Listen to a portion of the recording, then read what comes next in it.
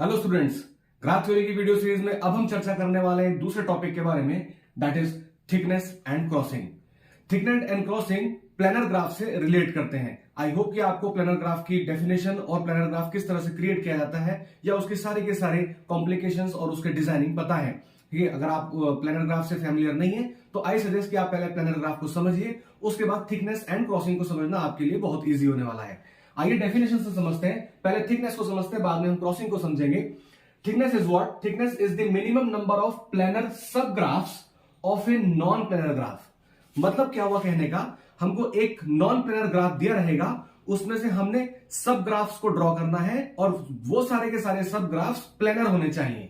ठीक है, प्लेनर होने चाहिए और मिनिमम कम से कम सब ग्राफ्स को ड्रॉ करना है। ठीक है, ध्यान रहे आपको। तो कम से कम हमें ऐसे सब ग्राफ को ड्रॉ करना है जो कि प्लेनर हो। कहां से करना है? एक दिए गए नॉन प्लेनर ग्राफ से। और किस तरह से करना है, मतलब क्या हम कोई सी भी एजेस को छोड़ सकते हैं या किसी वर्टेक्स को छोड़ सकते हैं क्या? क्योंकि सब ग्राफ की डेफिनेशन तो ये कहती है कि हम ग्राफ में से कुछ भी पोर्शन ले लें।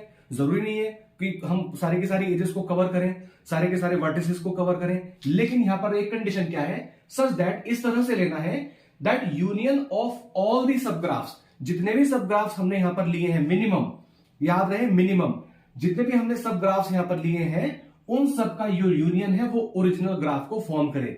इसका मतलब क्या हुआ कहने का कि उस सब ग्राफ में, यानी जितने भी आपने सब ग्राफ लिए हैं ओरिजिनल नॉन प्लेनर ग्राफ से, उन सब का अगर हम यूनियन करें तो एक्चुअली हमारे पास non planar sub graph form होना चाहिए। मतलब हमारे पास सारे के सारे सब ग्राफ्स में सभी एजेस और सारे के सारे वर्टिसेस कहीं ना कहीं किसी भी एक कंपोनेंट में या किसी भी एक सब ग्राफ में मिलने चाहिए। ठीक है, तो आई होप कि आपको ये कॉन्सेप्ट, ये डेफिनेशन क्लियर हुई है। एक एग्जांपल ले लेते हैं यहां पर। सपोज हम एक नॉन प्लेनर ग्राफ, जो कि हो सकता है मिनिमम नॉन प्लेनर ग्राफ, जैसे कि हम पढ़ते आ रहे हैं K5, Kuratowski's first non planar graph is K5।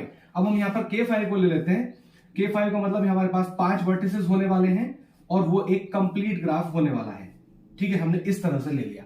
ठीक है, this is the non planar graph. हमने इसको बनाने की भी कोशिश की है कि किसी भी तरह से ये प्लेनर बन नहीं सकता। ठीक है, अब आ जाइए हम इसकी बात करें। इसमें से अब हम सब ग्राफ्स को फॉर्म करने वाले हैं। कितने सब ग्राफ यहां पर हम मिनिमम ले सकते हैं जो कि एक्चुअली प्लेनर ग्राफ फॉर्म करते हो। ठीक है, अब मान लीजिए मैं इसमें से जो पहला ग्राफ हम फॉर्म कर रहे हैं, यहां पर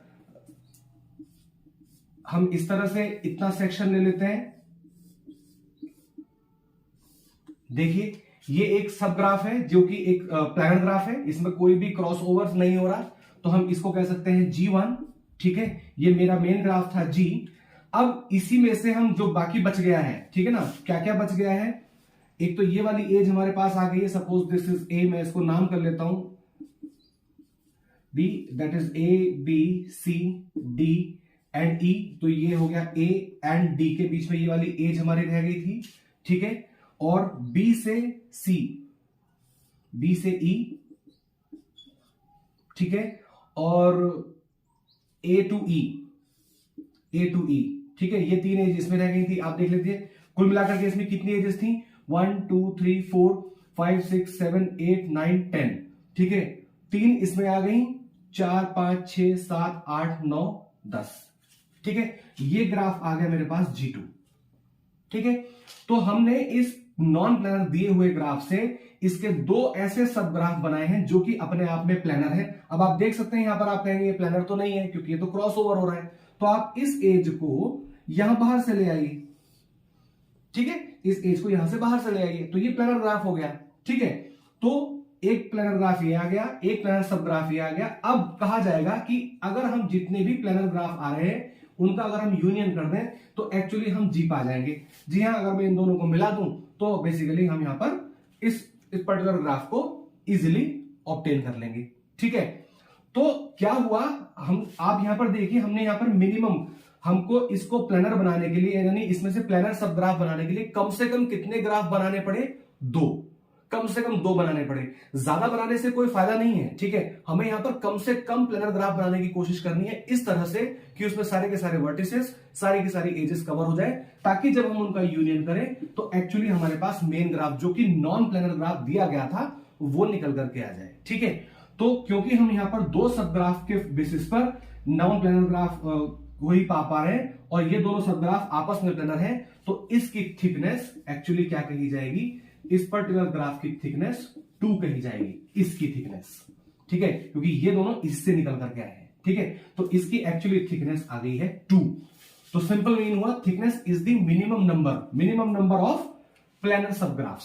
कितने प्लेनर ऑफ सब ग्राफ्स इसमें से निकल करके आने हैं, किसमें कहां से निकल करके आएंगे, एक दिए गए नॉन प्लेनर ग्राफ से, such that union of all the sub graphs is the original सब ग्राफ। इसमें कुछ भी नहीं है, आप एक दो एग्जांपल अपनी तरफ से लीजिए और उसमें हम ट्राई करके देख सकते हैं। कुराटोवस्कीज का जो सेकंड ग्राफ है हम उसको भी ट्राई कर लेते हैं यहां पर कि उसकी थिकनेस कितनी आ रही है, ठीक है। कुराटोवस्कीज का सेकंड ग्राफ कहता है दैट इज K33, यानी कंप्लीट बाइपर्टाइप ग्राफ ऑफ 3 वर्टाइसेस। एक ये था, एक ये है और एक ये है, ठीक है। This is vertex A, B, C, D, E and F, ठीक है। अब इसमें से हम प्लेनर ग्राफ निकालने की कोशिश करते हैं। प्लेनर सब ग्राफ कितने हो सकते हैं, देखते हैं। पहला ग्राफ निकालते हैं तो A, B, C, D, E, F, ठीक है। तो आप सबसे पहले इस ग्राफ में से पॉसिबल नंबर ऑफ एजेस को रख दीजिए ताकि मिनिमम नंबर ऑफ एजेस आपके पास बच जाए जो कि एक्चुअली क्रॉस ओवर कर रही हैं या जिनकी वजह से ये नॉन प्लेनर कैटेगरी में आ रहा है, सिर्फ उनको छोड़िए। तो अगर हमने ए को इसके साथ कनेक्शन दिया, डी के साथ दिया, एफ के साथ दिया, अभी तक ये प्लेनर है, ठीक है। सी की बात करें, सी को एफ के साथ दे दीजिए, सी को अगर बी के साथ देना है तो सी को बाहर से दे दीजिए, सी को डी के साथ दे सकते हैं, यहां बाहर से दे दीजिए, ई को एफ के साथ दे दीजिए। अब ई को हम डी के साथ दे सकते हैं, यहां से केवल एक एज बची। अब दूसरे वाले सब ग्राफ में यानी C2D इसको कनेक्ट करके दिखा दीजिए, that is nothing but G2, this is G1। और अब हम कह सकते हैं कि G1 का यूनियन अगर हम G2 के साथ करेंगे तो एक्चुअली हम G को पा जाएंगे जो कि हमारा ओरिजिनल नॉन प्लेनर ग्राफ है। तो इसकी भी थिकनेस कितनी होगी, कितने सब ग्राफ हम यहां पर निकाल पा रहे हैं प्लेनर 2, तो इसकी थिकनेस भी हमारे पास 2 आ गई है। आई होप कि आपको ये क्लियर हो रहा है टॉपिक, ठीक है। तो इस तरह से करके हम किसी भी पर्टिकुलर ग्राफ की जो कि दिया गया नॉन प्लेनर ग्राफ है उसकी थिकनेस को फाइंड आउट कर सकते हैं। मान लीजिए अगर आपको शुरुआत में ही कोई एक प्लेनर ग्राफ दे दिया, मान लीजिए आपको ये ग्राफ दे दिया गया, ये प्लेनर ग्राफ है। अब इसकी थिकनेस कितनी हुई, इसकी थिकनेस हुई 1, ठीक है, क्योंकि ये अपने आप में एक ग्राफ है, ठीक है। इसमें इसकी थिकनेस अपने आप में 1 हुई है, क्योंकि इसमें से अगर हम ऐसे करके और ग्राफ भी निकालेंगे तो कोई उसका लॉजिक नहीं है। हम यहां पर नॉन प्लेनर ग्राफ के साथ ही वाली बात कर रहे हैं, ठीक है। तो अगर प्लेनर ग्राफ ही शुरू में दिया गया है तो उसकी thickness will be always 1, otherwise उसकी थिकनेस इस तरह से कैलकुलेट करके हम बता सकते हैं। आई होप कि आपको थिकनेस का टॉपिक क्लियर हुआ है। आइए अब समझ लेते हैं कि क्रॉसिंग क्या होती है। आइए अब क्रॉसिंग को समझ लेते हैं। Crossing as per the definition, crossing is the minimum count of the crosses of edges in a non planar graph. जाहिर सी बात है अगर ग्राफ आपको प्लेनर दिया गया है तो उसमें तो एजेस का क्रॉसिंग होना ही नहीं है, तो इस केस में क्रॉसिंग की जो संख्या है वो तो हो जाएगी 0, ठीक है। अगर आपको कोई भी एक प्लेनर ग्राफ दिया गया है, सपोज ये प्लेनर ग्राफ है, ये भी एक, इसको अगर हम एक्सटेंड कर लें इस तरह से, ऐसे किसी भी तरह से एक्सटेंड कर लें, तो इसमें तो कोई भी एज बेसिकली एक दूसरे को क्रॉस नहीं कर रही, किसी भी दूसरी एज को क्रॉस नहीं कर रही है, तो ऐसे केस में तो इसकी जो काउंट है वो हो जाने वाली है 0। अब यहां पर ये क्या कह रहे हैं, crossing is the minimum count of the crosses of edges, यानी एक नॉन प्लेनर ग्राफ में एजेस जो है क्रॉस ओवर तो होंगी, तभी तो वो नॉन प्लेनर है, ठीक है। तो हमें यहां पर ये देखना है कि जो एज है पहले तो कोशिश की जाए उसको, उसके क्रॉसेस ओवर को कम करने की, अगर पॉसिबल है तो, ठीक है। देखिए फंसाने के लिए या बेसिकली कॉम्प्लेक्सिटी क्रिएट करने के लिए एक नॉन प्लेनर ग्राफ को ज्यादा कॉम्प्लेक्स तरीके से दिखाया जा सकता है, ठीक है। हो सकता है एक प्लेनर ग्राफ को भी कुछ आड़ा तिरछा बना करके या किसी कॉम्प्लेक्स स्ट्रक्चर के थ्रू आपको इस तरह से दिखाया जाए कि इसमें बहुत सारे क्रॉसेस ओवर हो रहे हैं, ठीक है। तो आप उसको देख करके पहली बार में ही नंबर ऑफ क्रॉसेस को काउंट करके नंबर ना लिख दें, ठीक है। आप पहले उसको कोशिश करिए कि प्लेनर बनाने की, हो सकता है कि वो एक्चुअली प्लेनर ग्राफ और उसकी क्रॉसिंग 0 हो, ठीक है, उसका क्रॉसिंग नंबर 0 हो, ठीक है। तो हमें पहले कोशिश करना है उसको प्लेनर बनाने की, लेकिन जब वो प्लेनर नहीं बन रहा है यानी वो नॉन प्लेनर की कैटेगरी में ही है, तब हम जो भी एज जो बेसिकली जिसकी वजह से वो नॉन प्लेनर आ रहा है तो वो कुछ ना कुछ एजेस को तो क्रॉस करेगी, तो कोशिश करिए कि वो कम से कम एजेस को क्रॉस करे। तो वो जो minimum number of the crossing है वो एक्चुअली इस नॉन प्लेनर ग्राफ का क्रॉसिंग नंबर कहलाएगा। एक एग्जांपल के थ्रू समझते हैं, आइए इसको देखते हैं कि किस तरह से काम करने वाला है। हम इसमें समझने के लिए K5 और K33 को ही कंसीडर करते हैं। सपोज मैं यहां पर फिर से K5 को ड्रॉ कर लेता हूं, K5 को ड्रॉ कर लेता हूं। ये हमारे पास K5 है जो कि एक नॉन प्लेनर ग्राफ है, ठीक है। अब इसमें हम कोशिश करते हैं प्लेनर बनाने की। तो प्लेनर बनाने की कोशिश करें तो एक्चुअली हम इसको देख रहे हैं, तो हमने पहले इस पर्टिकुलर वर्टेक्स को कनेक्ट किया चारों के साथ, कोई दिक्कत नहीं आई। इसको कनेक्ट किया इसके साथ। अब आप देखिए इस वाली एज में 1 2 क्रॉसिंग हो रही है, लेकिन हम इसको अगर इस तरह से ले जाएं तो क्रॉसिंग एक्चुअली हट जाएगी, ठीक है। तो हमने यहां से इसको कनेक्ट किया, इसको इस तरह से कनेक्ट कर दिया, इसको इस यहां पर कनेक्ट करने के लिए हम बाहर से ले आए, ठीक है। जैसा कि हमने K5 का स्ट्रक्चर पढ़ा भी है, ये बिल्कुल उसी तरह से है। आ जाते हैं इस वर्टेक्स पर, इसको इससे कनेक्ट कर देते हैं। ये इसका कनेक्शन इसके साथ बन गया, इसके साथ बन गया। अब इसके साथ देखना है, यहां पर इसका कनेक्शन नहीं बन पा रहा। तो आपको याद होगा जब आपने K5 पढ़ा था तो ये वाला एक एज जो है बेसिकली इसकी वजह से हम नॉन प्लेनर कैटेगरी में इसको रख रहे थे। आ जाते हैं दूसरे के साथ बात करते हैं। इसका कनेक्शन इसके साथ हो गया, इसके साथ हो गया, और इसके साथ तो ये डॉटेड लाइन से है ही शो, और यहां पर हो गया, ठीक है। तो अगर हम कहें तो सिर्फ और सिर्फ इस एज की वजह से ही हमारा ये ग्राफ जो है वो नॉन प्लेनर कैटेगरी में था, ठीक है। अब अगर मैं इस एज को ड्रॉ कर देता हूं, जाहिर सी बात है ड्रॉ तो करनी पड़ेगी क्योंकि यहां पर भी दिखाई गई है। अगर हम इसको ऐसे ड्रॉ कर रहे हैं तो ये कितने नंबर ऑफ एजेस को काट रही है? 1, ठीक है। कितने नंबर ऑफ एजेस को काट रही है? केवल यहां पर आप देख सकते हैं नंबर ऑफ क्रॉसओवर सिर्फ 1 है, ठीक है। मान लीजिए ये इस तरह से ना आकर के,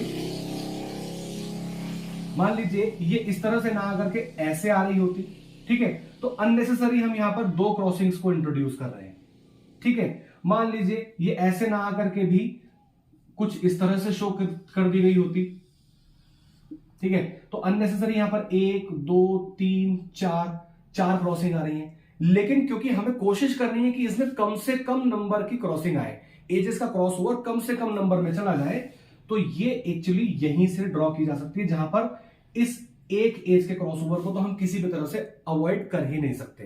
तो इस पर्टिकुलर ग्राफ का जो क्रॉसिंग नंबर है, यानी इस पर्टिकुलर ग्राफ की जो क्रॉसिंग है वो एक्चुअली 1 है, क्योंकि ये इस 1 एज को क्रॉस जरूर करेगी, ठीक है। आइए समझ लेते हैं K33 को। K33 में बेसिकली क्या क्रॉसिंग नंबर होने वाला है। K33 को ड्रॉ करते हैं। सबसे पहले मैं यहां पर आपको डायरेक्ट करके दिखाता हूं। K33 हमारा ये था, ये वाला वर्टेक्स इससे कनेक्टेड था, इससे कनेक्टेड था, इससे कनेक्टेड था। अभी कोई भी क्रॉसिंग नहीं हुई, ठीक है। अब इसको बाकी 3 से कनेक्ट करना है। इसको मैं यहां से कनेक्ट कर देता हूं, इसको मैं ऐसे ही कनेक्ट कर सकता हूं, और इसको इसके साथ कनेक्ट करने के लिए मैं बाहर से आ जाता हूं, ठीक है। यहां से इसको कनेक्ट कर देते हैं, इसको इससे कनेक्ट कर देते हैं, ठीक है। और अब इसको यहां से कनेक्ट करने के लिए बेसिकली मुझे क्रॉसिंग करनी ही पड़ेगी, ठीक है। अब कितनी क्रॉसिंग करनी पड़ेगी आप देखिए, 1 2 3 एजेस की क्रॉसिंग मेरे को करनी पड़ रही है। लेकिन अब आप ध्यान दीजिए, क्या ये बिल्कुल सही है? नहीं। हम क्या इस 3 नंबर की क्रॉसिंग को कम कर सकते हैं क्या? जी हां, कर सकते हैं।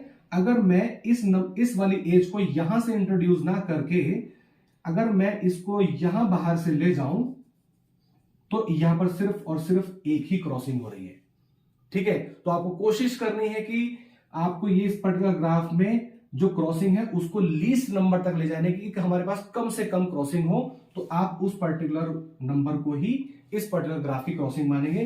तो एक्चुअली K33 की जो क्रॉसिंग है वो भी हम 1 कंसिडर कर सकते हैं, ठीक है।